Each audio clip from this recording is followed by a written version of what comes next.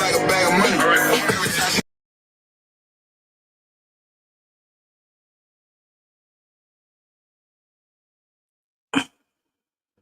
Good morning. It is Monday morning, and what a Monday it is. Uh, Cardi B and Stefan doing their thing on the boat. I'm your host, Stacey Brown. How are you this morning? Peace and love, everybody. I'm your co-host, Nielle. We have a lot of headlines to jump into, a lot of things happening across Black America. And as you see there, Offset, Cardi B, Stefan I'm Briggs, Pink Powder, boat rides, disgruntled husbands, divorces. It's a lot going on drama. over there in that situation. What is this? I mean, first of all, this whole stuff is crazy. I people live differently today. I mean, I there's from that boat ride, right?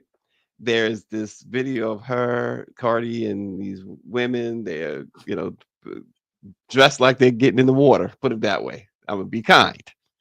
And twerking and stuff with each other, the women, right? But then there's another video of Stefan with these women, and they, of course, barely clothed, and they're playing with his face. And as you mentioned, they hand him he hands somebody this pink baggie or whatever. And now we get the pictures of Cardi and him together. What's going on here? Well, What is it? the pictures were for them for their 6-month anniversary. 6 months. They're celebrating 6 months. And it's just love and hip hop, real life. Right. It's playing out like a season of love in hip hop. That's what And it's what playing out like. and you talk about the crash out of all crash outs. Offset. This dude, this is no more Migos. Migos is gone forever. Cardi's gone apparently forever now, and he can't. That's the part. He could deal with Migos being gone forever, but apparently he can't deal with Cardi being gone forever. Well, he That could dude is dish it out. crashing out. Well, he could dish it out, but he can't take it. He could have I'm multiple serious. lovers, he could do what he wants, but now that she's moved on, he's just having a little trouble dealing He's with it. having a little trouble. You think a little trouble? Oh my And I mean, god! he's not the only one crashing out. Cardi crashed out over the weekend. I don't know if you saw her Yeah, rant, but she, yeah. let him have it. So they do it to each other. Well, the thing with her, unlike any other celebrity that we've really known, at least in my era, um, they generally don't. She just all the time. If you provoke her, she's gonna go off on online or wherever. She's gonna let you have it. Not only that, You she'll sue you. and then she'll sue you. Listen, I'm not mad at her suing people. I'm not mad at it though. I'm gonna say that. But more importantly, on another note, that an unplanned note, um, you talk about crashing out. What's the deal with Senator Cory Booker? Somebody explain to me what is going on. I have a theory. I have a theory. He did that, and people are right. I hate to ever agree with the crazy loony bin of a mega crowd. But Elon Musk did the same thing a few months ago, and everybody lost their minds. That whole Nazi salute thing, right? Cory Bush did the exact same thing. If you look at what Elon did, it's Cory the Bush. exact Cory Booker. I'm sorry, did the same. If you look at it, it's the exact same motion and everything. And he was talking to, I guess, about 4,000 Democrats or whatever. Something's going on with Cory Booker. We talked about him last week with the book that seemed to be kind of weird, that with the filibuster thing, and now this. Now my theory, quite Okay, wait. simply, I just want to be a little more clear. What did mm, Cory Bush do? I mean, he Cory Cory Booker do? Booker, What did he do? Senator Booker did a Nazi salute, Okay. right? Talking to about 4,000 Democrats. It was unmistakable. If you don't want to call it a Nazi salute, call it what they accused Elon Musk of doing in January. The same salute, same salute. Um, with the heart thing, blah blah blah. Um, Corey did this book we talked about last week. The book obviously was in the works before he did the 25-hour thing, which 25 hours. Was a record, et cetera, et cetera. My theory is Corey's playing for the other team, and he had to send them a signal that was agreed upon or whatever. Corey's playing for the other team. So, okay, so he was at the California Democratic Party convention over the weekend. A lot of big things coming out of that convention. So I see that's where he was. That's where he did the salute. Mhm. So yeah, I would be interested to see what some of the people in the room felt because sometimes a picture can be misleading. There's a video. Um, There's a video. it's a video. Well, I just want to Hmm. know what the people in the room felt. Hmm. Did they feel that? Um, I mean, I didn't see it, but it'd be interesting to Hmm. see, you know. And Hmm. congratulations to Carolyn Fowler, who was reelected as comptroller for the Democratic Party of California. Rusty Hicks picked up. He will remain the executive director, president of the party in California. So a lot of things happened, and I guess this gesture was one of the other big things that came out of And I'm the seeing some of the weekend. comments. David Youngblood said that there are workhorses and there are show horses. Corey is a show horse. Mike V Mm, says Corey needs some Corey reform. And mm, Orange G says, I told y'all Cory Booker gets the side eye. How about just put your fist up instead of the Nazi salute? mm, Um, yeah, yeah. How about that, black man, with the fists? Fight the mm, power, no, he went full on. I just believe that was part of a deal. All of this is part of a deal. He mm, capitulating somehow. I that's just listen. He always struck me as somebody who mm, so look, that's Cory Booker for you. They say it all the time. I know our chat says it all the time for sure. Skin folk ain't always skin folk, and got to look at the side eye right now. Cory Booker has some explaining to do, and that's the mm, bottom line. The Trump administration, speaking of, has moved to dismantle one of the federal government's largest and longest standing affirmative action programs, siding with two white-owned contracting businesses that challenged its constitutionality. And this program is going to eliminate about $37 billion for minority and women-owned businesses. They claim that it violates. They said it violates the Equal Protection Clause of the Constitution. It's the same. It's the same, folks. If you're not familiar or if you need some clarity, it's the same way they went after the Fearless Fund in Atlanta. The same thing. So they turned this. Have turned the tables with civil rights, and Trump said it himself when he was running. He meant what he said, and he's carrying it out. He claims we see it with the white South Africans that white folks are more discriminated against than black folks. mm. Yeah. When they say 49,000 contractors, is that like for construction work? Or is No, that just so yeah, or is that yeah, just for that's different programs? different programs. Yeah, Okay. Okay. yeah. This is really really. It's just underscores again where we at with this Yeah. administration and what's really going on here. Yeah. That is really a shame. But folks, not to dwell on that because we were talking before the show this morning how this stuff can really, really get you right, bring you Yeah. into a space you don't really want to stay in.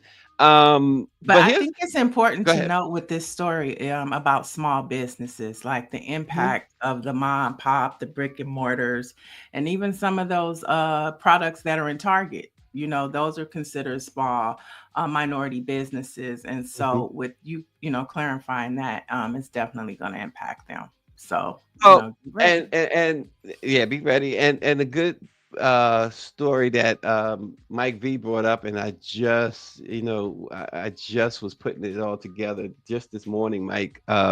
The $105 million that he says reparation package, but it's there. The new mayor there is not calling. He's doing everything he possibly can to not call it reparations. But this is you talk about a boss move, a new mayor, the first black mayor in the history of Tulsa. On the observance of the Tulsa Race Massacre Day, Mayor Monroe Nichols, $105 million private charitable fund which is aimed at addressing the lasting economic and social devastation caused by the 1921 Tulsa Race Massacre. The plan calls for $24 million to support housing in Greenwood and North Tulsa, and an additional 60 million will be allocated toward revitalizing buildings, addressing blight, and implementing components of Kirkpatrick Heights Grand Master Plan, a $21 million legacy fund to support land acquisition. The great thing about that, he does not need city council approval, but the mayor did say that the lawmakers are behind this anyway. But a lot going on. There's the Graves investigation that they recommitted to. Um, and so that's $1 million in the budget to excavate at Oak Lawn Cemetery, which is based on expert Mm, archaeological recommendations. So this is a huge step in repairing what happened in 1921. Finally. for sure. And for the first time in history, June 1st is officially Tulsa Race Massacre Observance Day. Yep. And so it's so good that Mother Viola Fletcher can be able to see that, justice is shaping in many forms for the last survivors of the massacre. And it's interesting because the mayor did mention her.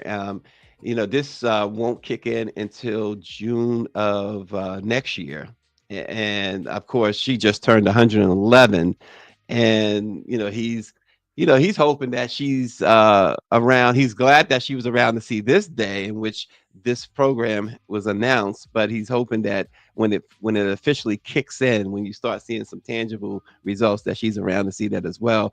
But he also mentioned that he's happy that they have been able to do this while she's able to see it. This Hmm. announcement and be there. She was there front and center for this announcement, by the way. So there you have it. It's see, this is the thing that I don't want to go down the Obama road. So let's move on. But good job, Mayor Nichols. Good job. It is graduation time. Certainly in my house, we've been enjoying and celebrating uh, all weekend since last week, and we will continue to celebrate going forward. But how about this? A freshly graduated Georgia high schooler collected his diploma and got back to work slinging burgers at Burger King just hours after the ceremony, inspiring a local mom to raise hundreds of thousands of dollars for his college education. This He had no clue that Mikhail Baker is his name. He picked up his shift in Georgia at the Burger King. That $45,000 donation surge that you're seeing is now at as of yesterday was over 130,000. So this young lady comes into the Burger King. He has on his he left graduation and went to work with his um, cap and gown on. Hmm. And she noticed it, took a picture of him, talked to him a little bit, started a GoFundMe, and came back to him when it was at 22,000 and told him about it and told him you can, because he said he had no money to go to college. He was thinking about a gap year. Was about all he could do. So that's why he went to work. They said they had a shift open. He wasn't going to give up a shift. And now they have raised over $130,000, and he was in tears Mm. talking about this over the weekend. He couldn't believe it. So acts of kindness, folks, it does. It still happens. That's when GoFundMe works, you That's when it know, works. to do something like that, to be able to pour into somebody's future. So that's a really good story to uplift and show I think the original intention for GoFundMe, because it's a whole lot of other Oh my things right gosh. now, but that's Oh a good my way goodness. to make a contribution for sure. I mean, look, raising money because you call somebody the N word and stuff like that. We've seen all types of stuff. I remember even stuff like people raising like 100 grand because they said they wanted to make some potato salad. I mean, something silly. Or do their But album, or help me build my business. right, It's or sometimes it's as tragic as help me bury my loved ones.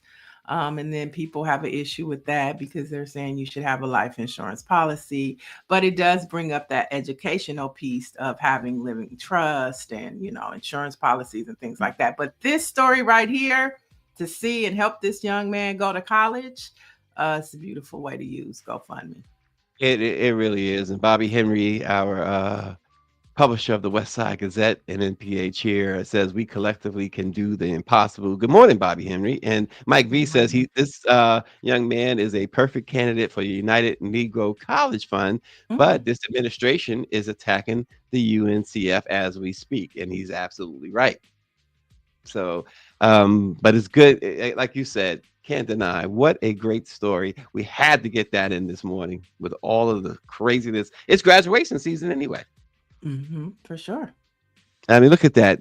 You talk about they got tears of joy right there. Good job. And the young lady, I don't think she's related to him.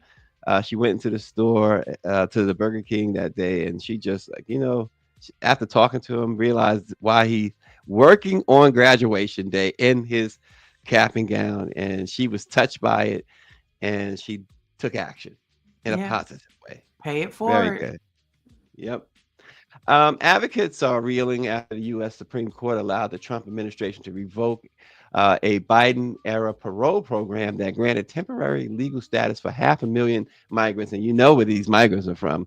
You could probably say it along with me: Haiti, Cuba, Venezuela, and Nicaragua. The High Court granted a stay of U.S. District Court ruling that blocked the Trump administration's effort to end the parole program. It's known as CHNV, where former President Biden created the program that allowed these migrants who were fleeing humanitarian crises, including violence and poverty in their countries of origin, to work in the United States for up to 2 years. So they were fleeing violence and devastation, and they had agreed to they could come here and work for 2 years. And what is wrong with that? So somebody explain what is wrong with that. I'm not sure. I can't come up with a wrong here, Neil. There's nothing wrong with it. It's just the Trump Klan administration, trying to make this country as white as snow. And they're doing it, by inhumane ways, and attacking people of color, which we know. It's we got to do something about it. What it is, I think different places like State of the People, you have different organizations that are attacking these. And I guess our job is just to be able to amplify these different resources that can attack this. Because they want us to just throw our hands up in the air and just cover our faces. But we have to continue to, be the bullhorn to let people know that there are resources available to you, and that there is hope in a hopeless situation.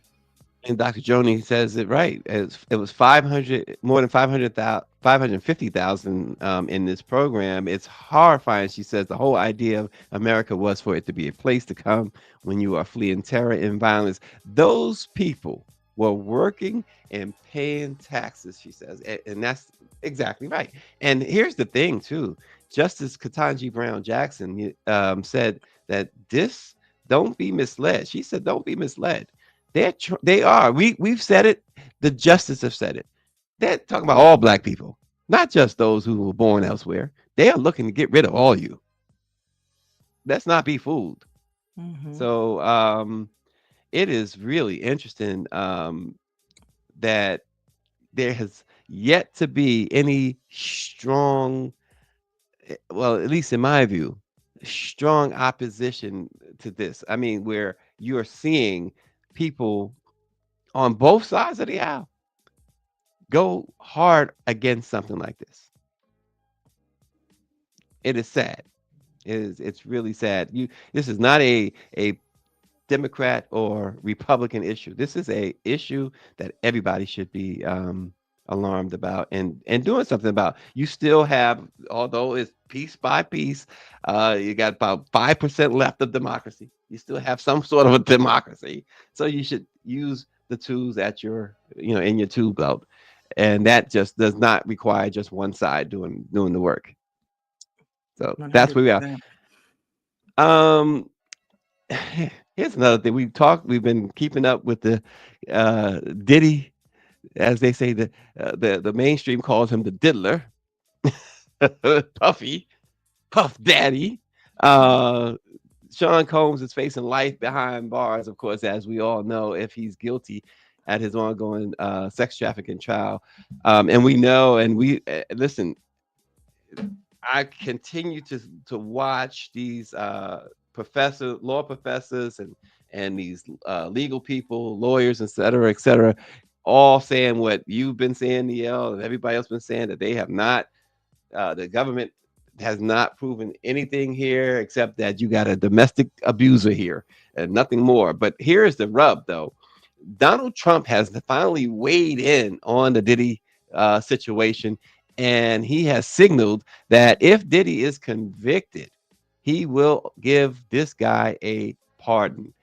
He says that he remembers he really liked Diddy. They were good friends, and he says, "I will certainly," and this is a quote from the Trumper, "I would certainly look at the facts if I think somebody was mistreated, whether they like me or not." He says that it wouldn't have any impact on him at all to pardon Diddy, and that's the key. That's the key. He said it out loud. What has been going on constantly, constantly, constantly, constantly, and that none of this will impact him. His people are going to be his people. Generally, it was presidents usually was concerned about what others might say, what their constituents might say or feel. He says it won't bother him one bit. I mean, that has to give Diddy some hope. But it was so funny over the weekend. 50 Cent chimed in. I don't know what I don't know why 50 Cent is not trying to create some movies, but his main focus is Diddy. Over the weekend, he responded and said he was going to reach out to Donald Trump to let Donald Trump basically know that was a bad idea. And I'm just like, I mean, I get it. A lot of people think that Diddy should be put in prison, but to inject yourself into his situation in such a personal way, it's like, what happened between the two of them? I mean, I'm just like, wow. But on the flip side, Diddy also has the support of Kanye, and Kanye also has the ear of Donald Trump, and Yeah. Ray J. Ray Well, J also has the ear of Donald Trump. So it's going to be interesting to see how black men get at Donald Trump about I Diddy. I found it very, very weird, creepy almost. I gotta say, I was watching Ray J fanboy over Nancy Grace. It was like he went in this almost afraid. Harvey Levin was in on that too from TMZ, and almost afraid to debate Nancy Grace on his feelings about Diddy. But he was simply saying, Ray J was simply saying that he does not see that the government made their case. And Nancy, she's always ready to go hard on. Listen, she go hard on any black man. I've been on Nancy Grace's show a number of times. She will go hard regardless. But this guy, he Ray J was like, I don't see it, I don't see it, I don't see it. And you're right about 50 Cent. 50 Cent, that dude got some issues. He's got some serious Diddy issues. And it makes me wonder. I'm starting to wonder, 50, why you keep throwing all this unnecessary shade. The man is locked up. 50 Cent got some Diddy issues. And I mean, I know you told me about the baby mama situation, but it seems deeper than that. Because anybody I used to be with, I used to date, if I had a baby, I could care less who you messing with. You can have her. Take her away. It's just interesting black men with access to Donald Trump. Hmm. Everybody pulling a Donald Trump card. Everybody pulling a Donald Trump card, whether it be for Diddy or against him. They like, we going to Donald Trump to save or make sure he gets put under. I just find Keep that talking about really interesting. it is, but they keep talking about, look at that picture. They keep talking about the Epstein stuff and the Diddy parties. Trump Trump has been to both, hasn't he?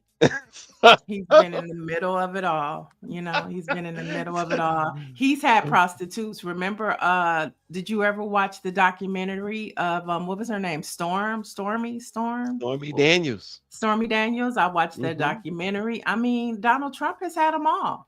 Prostitutes, models, what are they called? Pageant let girls, He's had it all. Well, it's the long rumor, and I don't know if it's ever been proven or even disproven, that one of the things that Vladimir Putin has on Trump is his infamous visit. I think it was like 2015 or wherever it was, when he went to Russia, and they had allegedly had all these photos and videos of him with various ladies of the night from Russia there in a Yeah. hotel room. So I mean, there was a lot of talk about that during the campaign in 2015. We don't hear anything more about it, but folks believe that that's one of the things. Other than the fact that we know for a fact that Vladimir has all these nude pictures of Melania. Mhm. So, which And Russian that's state why media had. they passed that bill. They signed that bill about putting those pictures on the internet. It wasn't for nobody else but the sole purposes of protecting Melania. Of the bill they passed in the House and the Senate, and Donald Trump signed off on it. It was cyberbullying. It was a cyberbullying farm bill that you can't Mhm. put pictures on the internet. So yeah, but don't think that those pictures might not ever come out, because like you said, just expounding on it, the room that Trump stayed in was supposed to have been stayed in by the Obamas, and that he had women peeing golden showers, something that we heard in the Diddy trial. They was Mhm. peeing all in the bed. And like you said, it silently went away. All in bed. Sound like kids. Sound like babies. That's No. horrible. What? Forget I about mean, it. We don't when need. they all grown and they all consent, No, it's I their know. business. I It's just their don't business. understand. I just don't understand, and I don't want to understand. Don't need to understand this whole idea of the peeing stuff, the Diddy and R. Kelly and the Trumps and this. Okay. All right, enough of that. You But got it's to so guess. funny that you would put the president in the same conversation of Diddy It's and R. Kelly. horrible. It's horrible. But does he belong in that conversation? He does. I mean, they're rumors. There's alleged, you just alleged, it's rumors, but it's there. We got to guess. So we have a couple more stories to get through. Harvard University has agreed to return 175 early slave pictures to South Carolina's African American Museum after settling a 15-year legal battle with Tamara Lanier, who identified her great grandfather Renty and his daughter Delilah as some of the pictures. Now, the suit attacked Harvard for its exploitation of Renty's image at a 2017 conference, and for other uses as well. It said Harvard had capitalized on the photos by demanding a hefty licensing fee to reproduce the images. But things are not over with yet, although they have agreed to turn the 175 pictures over, because Tamara is now asking for Harvard to acknowledge its hand in slavery's complicity. And she wants an apology for her family. And she wants an amount paid to the damages that her family has received because of this. So I find this very interesting. That she said that she wants Harvard to acknowledge the complicity of what they've done. It made me think of like Wells Fargo, the banking industry, like how all these corporations have found a way to make money off of slavery, and they still are around today, and they're still benefiting from the backs of slavery today. Yeah, it's a story that I know I wrote about last week. This particular story here, and it makes you wonder, as you said, so much that these corporations and we keep talking about the universities like Georgetown and Harvard and the Catholic Church, et cetera, et cetera. But so many businesses that have been Mhm. around for any length of time, if you do some research, you will likely find that they too benefited, profited from uh, ill-gotten gains from the slave trade. Right, yeah. And Harvard is saying, well, we're glad that she stood up, but we really don't know if she's really related to them. But we're Yeah, glad to give the pictures, but they're giving the it- pictures away now. right, right, right. It's like okay. Yeah, yeah. But here we go. In a similar story that happened over the weekend at Dillard University, the remains of 19 Black Americans whose skulls were taken to Germany in the 1880s to perform racial experiments were brought to New Orleans to be properly memorialized over the weekend. Now, Dillard University, the city of New Orleans, and University Medical Center held a New Orleans style jazz funeral on Saturday morning for the 13 men, 4 women, and 2 unidentified people. So, here to give us the full story is former Dillard professor, Dr. Eva Barham. Welcome to Let It Be Known. Good morning. Good Good morning. morning. Yes, Welcome. Bayham. Baham. I'm sorry, Miss Baham. Professor Baham. I'm not going to quibble over it. It's my husband's last name, so I it's like okay. that. So talk to us about what happened over the weekend with this jazz funeral. Yes, it was actually an exhilarating experience, though it was very emotional. And I want to say that anyone may watch the entire service on the Dillard website. I think there's some editing going on now, but and it may come back on June 7th, I think is what it says online, but just keep going back there and you can see it. Mhm. We had a wonderful interfaith service that included people from all faith traditions. And as we were planning, we didn't know, of course, what the faiths were, the faith traditions were of the 19 individuals. So we wanted to bring together uh, what we could, I guess, refer to as a, um, a collaboration, if you will, of all as many faith traditions present in New Orleans. If you don't mind my saying, we had we had speakers from several Christian denominations. Actually, the Catholic priest was in the procession that you showed on your screen a few minutes ago. He went Mhm. and he came down the street. But we also had people from we had Miss Nana Sula.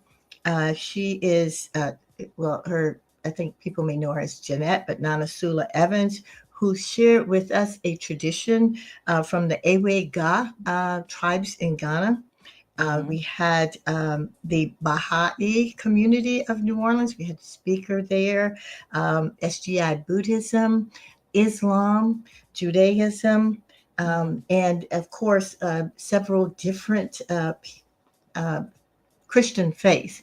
Mhm. We each asked to give a statement, a prayer, and it was just wonderful. We had the Dillard University Women's I don't mean Ensemble. to break it up, but that picture that we just saw, was that the skulls? The boxes behind them? Yes, Those are yes, skulls? yes. We Okay. put them up. We actually, I'm so excited to tell you all about it. But those boxes that you see, we call them funeral vessels. Professor Shalene Jones, who is fine arts at Xavier, designed those. On them was an Adinkra symbol Mhm.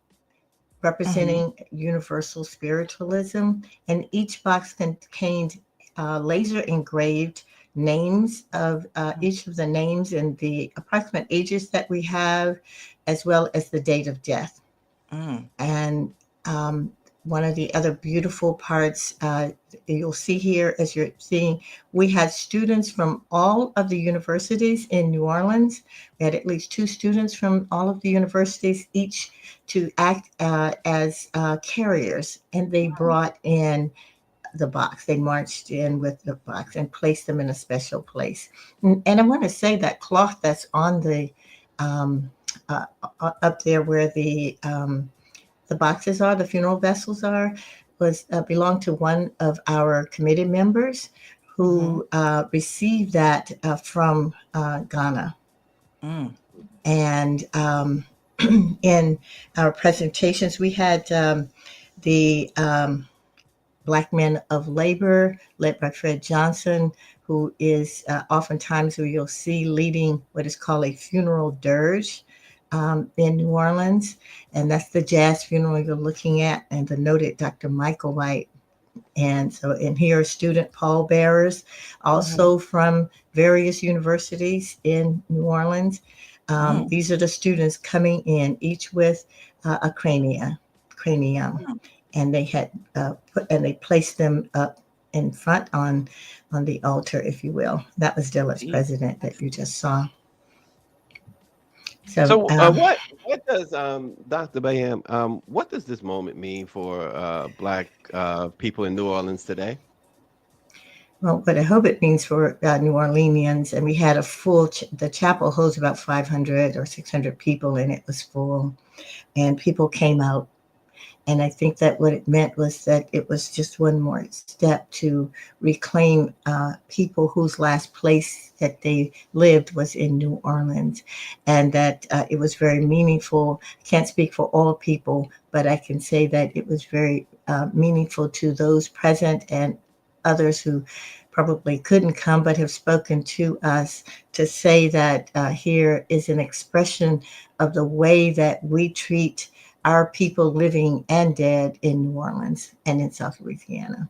I mean, I'm touched just by looking at those images and hear you telling the stories.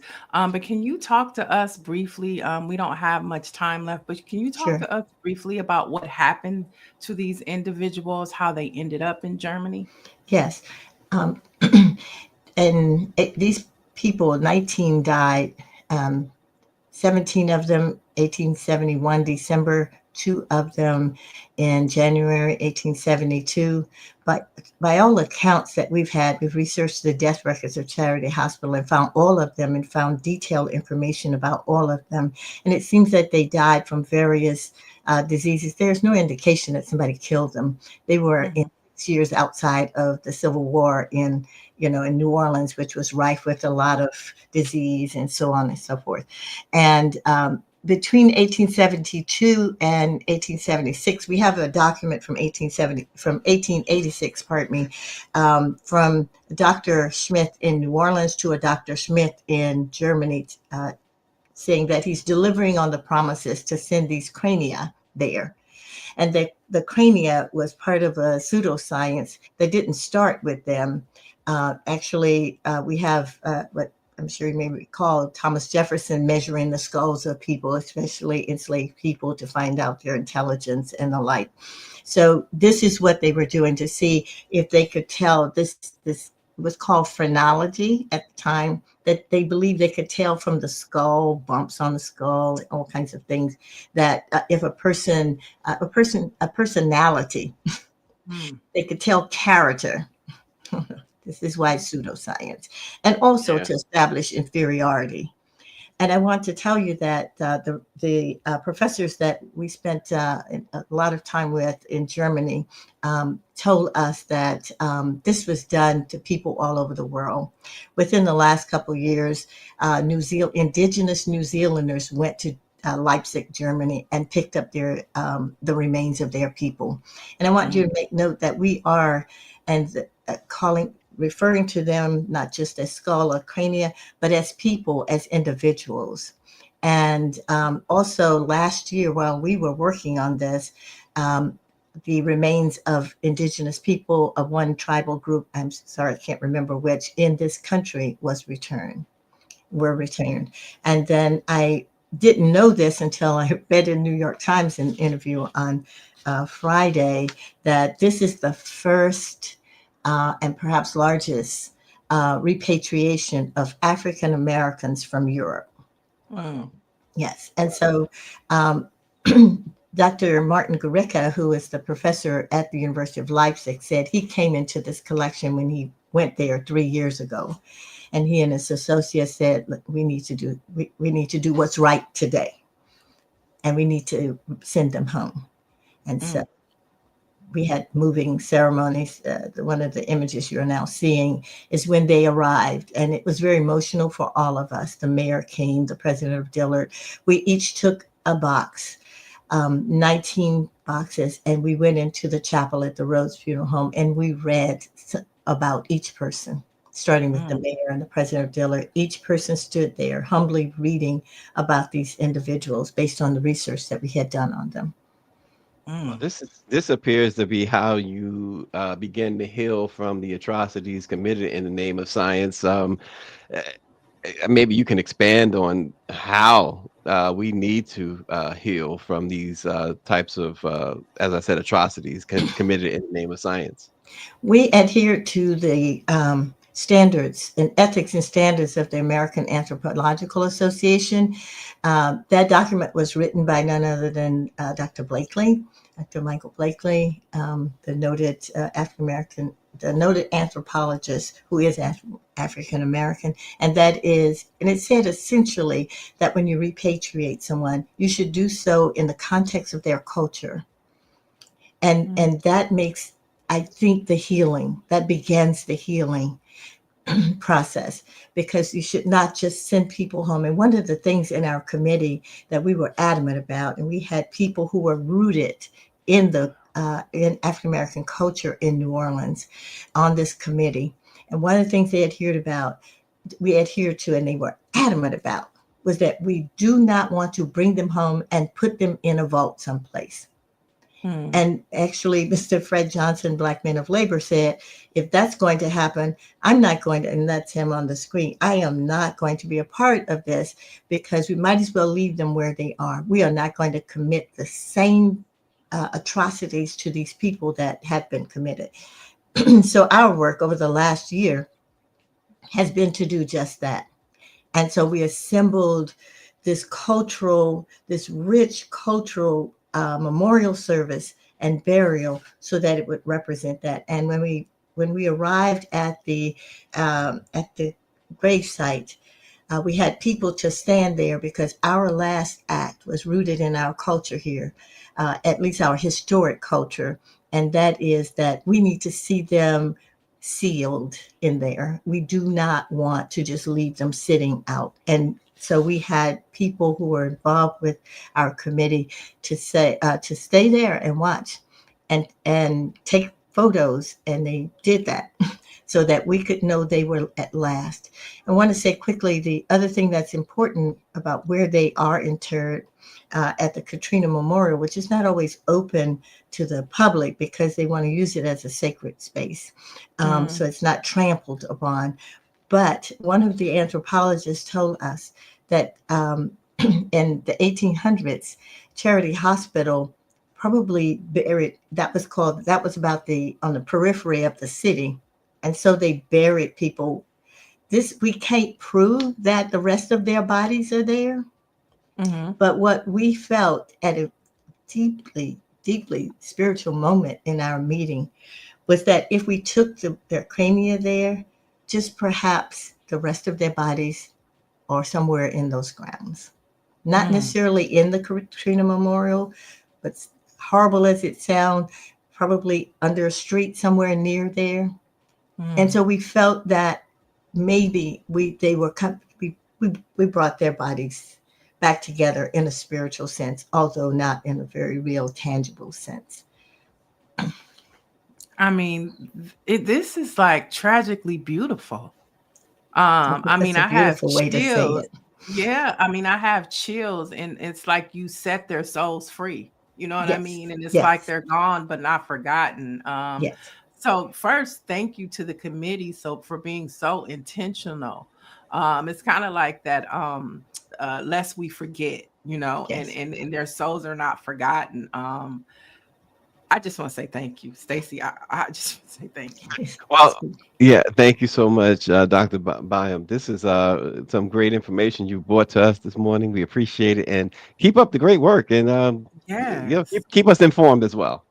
Thank you. And thank you for having me on behalf of our committee, behalf of Dillard University, who was a wonderful supportive partner. But I have to tell you that the funding to do this was not cheap, and that funding, and they're doing the Ajaja, what you see there by the Kambuka African Drum and Dance Collective.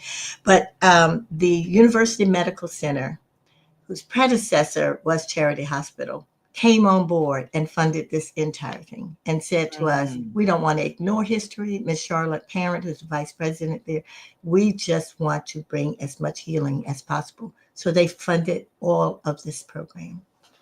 Nice, nice. Well, Yes. thanks again for bringing this to our attention and bringing this to let it be known.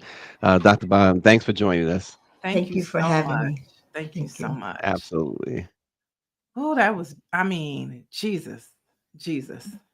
Um, I think we're almost out of time, so we should probably skip to the black card. You don't want to do your headlines. Well, yeah, we're running low, but that was yeah, well, That you was, know I what? mean, It's tragically a way beautiful. to Yeah, it's a way in which we can inform folks of stuff that really is impactful, from the past and what it all means, how you tie it together to now, and to have Dillard have this at Dillard, I think that in itself is a great, great statement. Dillard University, so that I is mean, really that cool. right there, that statement right there, to know what's in that box. And I love the way that they just took all religions. They were so thoughtful of not knowing their faith.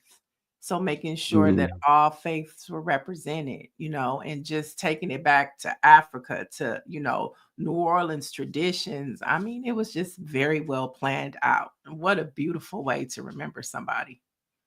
So that is why we take people's black card. When you hear great stuff like this is why. Because when you go against stuff like this, you deserve your black card to be taken. As much as we salute folks like Dr. Baham and what they're doing out there, you get the idea of why it gets under your skin when you have Stephen from Django Unchained and people like that. But this guy who we are revoking the black card from today. Don't know his name. I've been searching high and low for his name.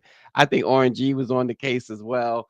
Um, I think we have can you do you have that video, Greer, to give it a little bit more context as to why this guy, if not, I mean, I know we're running low. Oh, there it goes.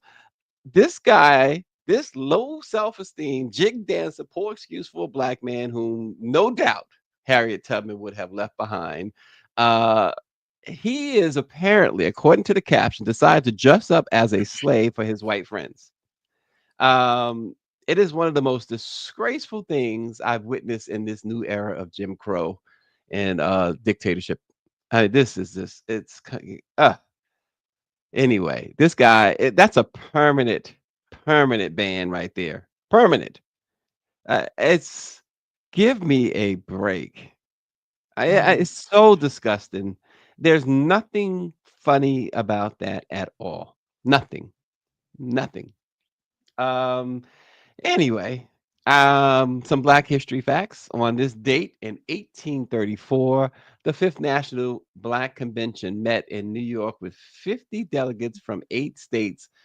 Interestingly, during this conference that later was held in Philadelphia, delegates urged Blacks to abandon the use of the terms African and colored when referring to Negro institutes, organizations, and to themselves. So they wanted to get rid of um, the terms African and colored.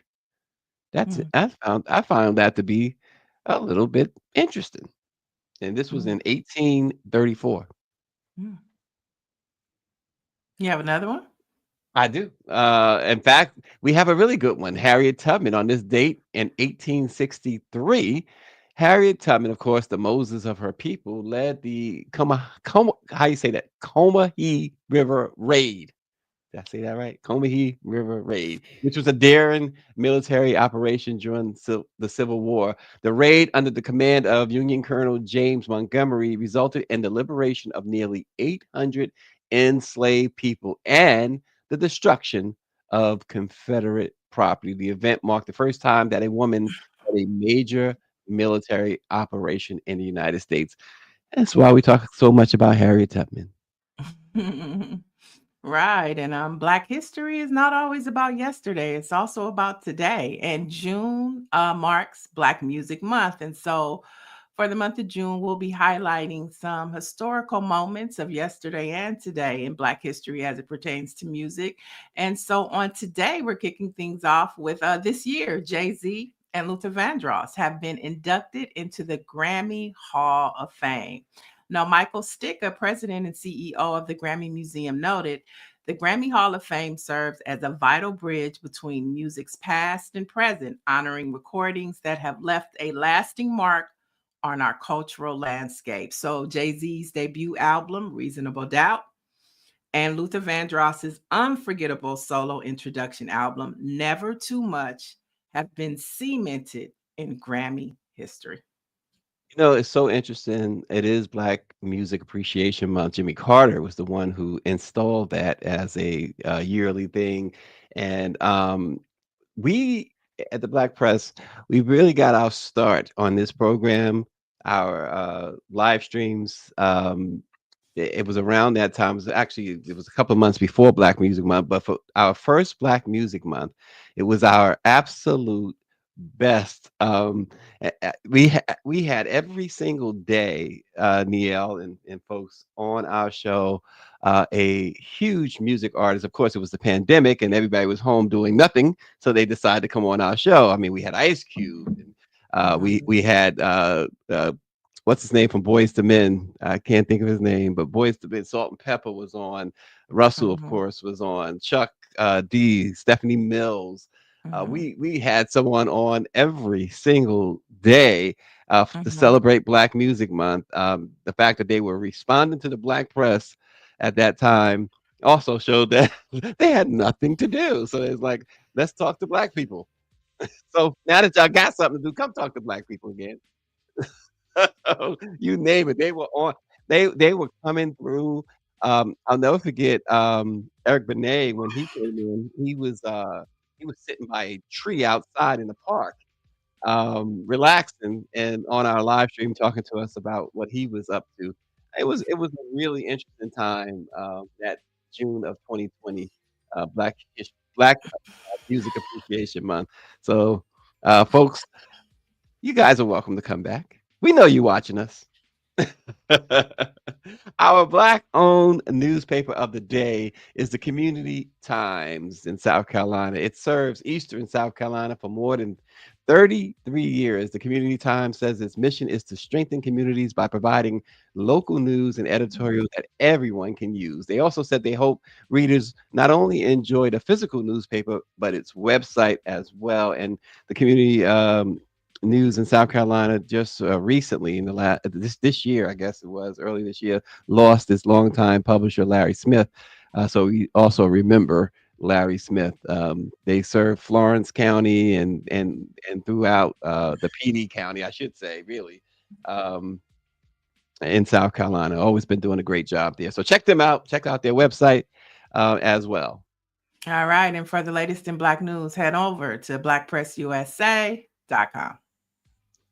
Folks, we actually made it through a Monday morning, and you guys helped us through it.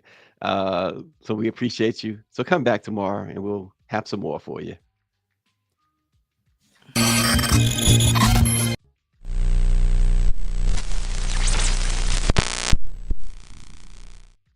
Six o'clock on the dot.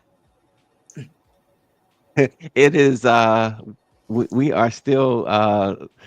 It's like an after show live here